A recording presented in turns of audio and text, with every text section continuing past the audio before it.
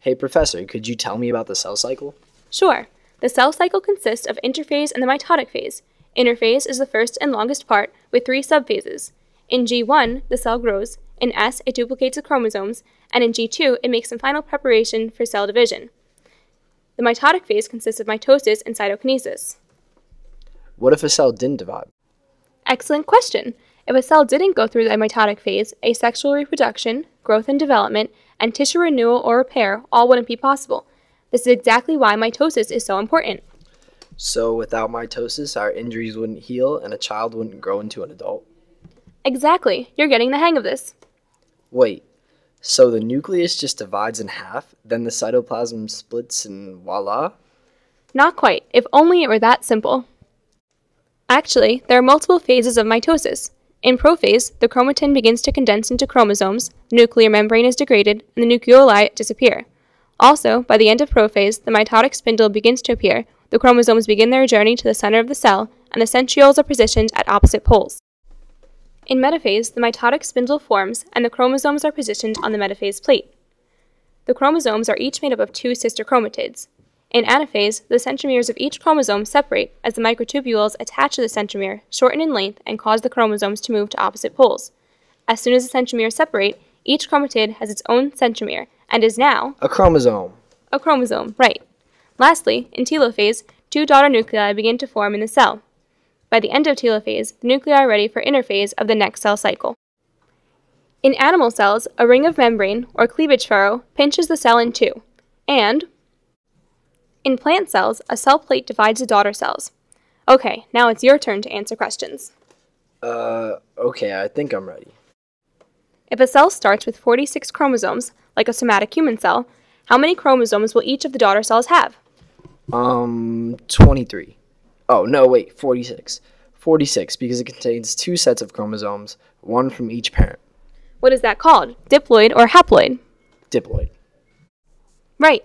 And is the cell genetically different from the parent? Nope. Each daughter cell is genetically identical to the parent. Wow, you're on a roll. Now, what about sex cells? They fuse together to create an embryo, so they must be haploid. How do they come about? You got me there. How? Meiosis. How does meiosis work? Meiosis is broken down into 2 parts, meiosis 1 and meiosis 2. Meiosis 1 separates homologous chromosomes, while meiosis 2 separates sister chromatids. Homologous chromosomes are 2 chromosomes that make up a pair. In prophase 1, chromosomes begin to condense, and homologous chromosomes loosely pair along their lengths. They become connected to each other in a state called synapsis. Also, crossing over occurs. This is when non-sister chromatids exchange corresponding segments of DNA. The points where crossing over has occurred are called chiasmata. In metaphase 1, homologous chromosome pairs are arranged at the metaphase plate in a random assortment. In anaphase 1, the homologous pairs separate by moving toward opposite poles. When telophase 1 is beginning, each half of the cell has a complete haploid set of duplicated chromosomes. Cytokinesis usually occurs at the same time, and 2 haploid daughter cells are formed. And each haploid daughter cell is a complete set of duplicated chromosomes? Exactly. Meiosis 2 accounts for this by separating the sister chromatids.